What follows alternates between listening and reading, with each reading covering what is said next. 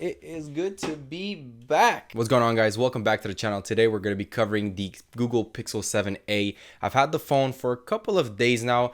I've been going back and forth, kind of doing the daily stuff. So like running through the apps, running through programs, and all of the things here and there.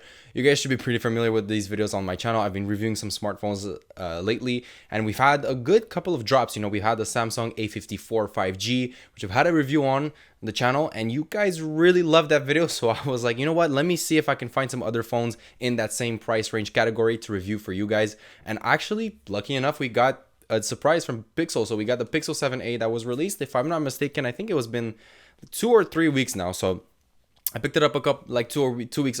I know I picked it up 2 weeks ago, but I think it's been released for close to 3 weeks now. I think by the end of this week, we're going to hit 3 weeks.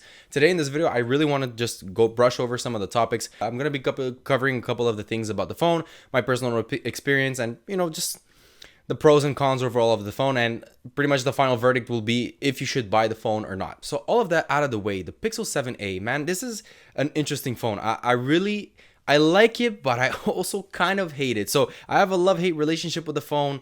I'm going to get into why, but really quickly, before we get into any of those things, one question about the phone. Should you buy it or not? I'm going to say you should, but there's a big but, like a big Kim K but. It's good, but it's just shy of being great. Like, I'm almost kind of mad at Google for giving us this phone because it has potential, and I know what they could have given us. And if they would have given us like all the features that they could have provided us with, this phone would have been amazing, but it just falls short of being great. So that said, I really want to jump onto the cons of the phone first things first, and I'm going to finish with the pros at the end of the video. But one of the main things that really just kind of I'm gonna have an opinion that's relatively biased here, and this is just my personal preference, but I'm really disappointed in the simple fact that it has a 6.1-inch display. The display itself isn't bad, all right? It's a full HD OLED display. It's really good. It gets really bright in outdoor situations. It gets the job done. No problem there. I really can't complain about that. But the simple fact that it's a 6.1-inch display, I don't know. I do feel like, you have the Pro model. So you have like the iPhone 14 Pro Max, the Google Pixel 7 Pro, which is the big brother of this one, which has a 6.7-inch display. And those screens, arguably some people will say, well, it's a little bit too big for me. I don't need that much estate on my screen. Other people would say, you know what, that's the perfect size for me. I'm personally one of the people that I don't necessarily mind the 6.7, although I do think it's slightly on the bigger end for me. And this is why I say that my opinion is relatively biased, because I've reviewed the Samsung A54, which I think personally at this very time and point has the sweet spot in terms of screen size. 6.4-inch, I think that's literally the perfect size. If it were up to me, I'd have all the phones on the market start at 6.4, because that's like the sweet spot. It's just amazing. It's not too big, but it is a little bit bigger than too small. So I don't know, for me, it just meets me in the middle. 6.1, I'm a little disappointed. I really hoped that this one would have at least like a 6.3. The Google Pixel 7 has a 6.3-inch display, so it's kind of sad that we get a 6.1-inch. Then again, it is an A series phone, so there's some things that they do have to cut short on. I'm kind of sad they did have to cut on the screen size. I wish they hadn't. The second thing that I kind of am also maybe a little disappointed, but rather just kind of, it's a little underwhelming, is the simple fact that the refresh rate of the phone is up to 90 hertz. Now, I don't have a problem with 90 hertz refresh rate. It's better than 60, so I'll take it any day. And I've mentioned this in a previous video. I was talking in the Samsung S23 video, S23 Plus, if I'm not mistaken. If you guys want to check out that video, it'll be somewhere over here. But in that video, I talked a little bit about like Google, Samsung, and Apple, if I'm not mistaken. I mentioned how every company kind of has their way of going about phones and refresh rates. And I said how I liked that Google has kind of like the in-between. But again, it's hard for me not to compare, because I recently reviewed the Samsung A54, and I think that phone in this price range for under $600, it's no phone kind of gets close to it. It's really good, and I really do feel like Google here could have offered us a 120 hertz display. It wouldn't have cost them that much. It would have been really nice. And I really do feel like 120 hertz is going to become the new norm. It's going to become the standard.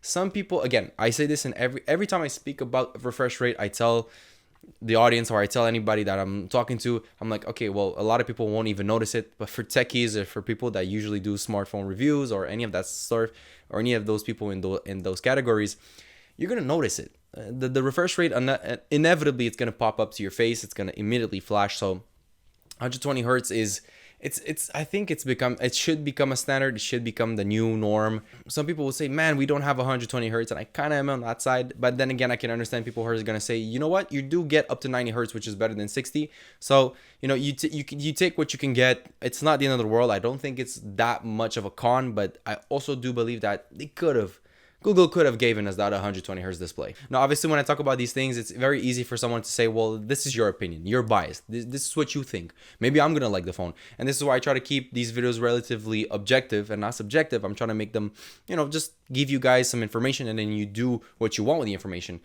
with some slight hints of my opinion, because obviously that's how I form the reviews. But other than that, there's not many things that I dislike about the phone. So those are the major two things: screen size and refresh rate. Kind of a little bit disappointed that they fell a little short on that, but other than that, the phone does hold some really solid value. Now, it has the new Google Tensor G2 chip, which is really good. I wouldn't say it's blazing fast, but it is really good. It's super snappy, so it gets the job done. Most apps that you'll be going through, so whether that's browsing on your internet, whether that's playing some video games, mobile games, or any of that nature, whatever you might be able to think of, it'll process it, no problem. It also has 8 gigs of RAM, which is really solid for a smartphone. I think that Google has made it a point that they really do try to offer the best they can with their phones. Pixel 7 Pro has 12 gigs of RAM. So obviously Pixel 7 Pro, it's their most premium phone. I have a review on that on the channel, and I absolutely love the Pixel 7 Pro. I pretty much fell in love with the phone as soon as I got it out of the box. So that's why for me now, I'm a little bit more picky when it comes to other smartphones. But then again, don't forget, guys, this is an A series. It's supposed to meet you halfway. It's supposed to have some of the cool features, but it's also supposed to have less of the cool features in order for them to be able to sell it for you for like that $600 price point, which ultimately, you can't really be mad because they're cutting half on the price. So technically they're supposed to be cutting half on the features they have on the phone. But again, you know what? It's really like, it comes down to preference, because despite the fact that I might have some things that I don't like about the phone, and despite that it does offer some great value, like you have the dual camera system in the back, which performs really well. It takes some great photography during the day. It has really good photography during nighttime. And I really do think that Google is heading down the right path in terms of camera system and the way they're designing their lenses and their sensors.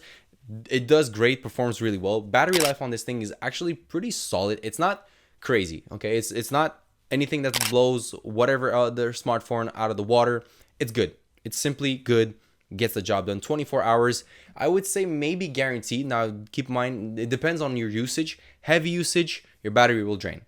Low usage, your battery will last. Simple. This is not anything new. It shouldn't come as a surprise. But I'd say for the most part, on average, for the people who use, your average consumer will use the phone maybe for like 5 to 8 hours a day, which is still a lot when you think about it. We use, the 8 hours is a full working shift, but regardless, that's a topic for another video. It'll last you. It'll last you the good day. You'll charge it at night. You'll wake up the next morning. It'll last you the whole day. Don't fear about that.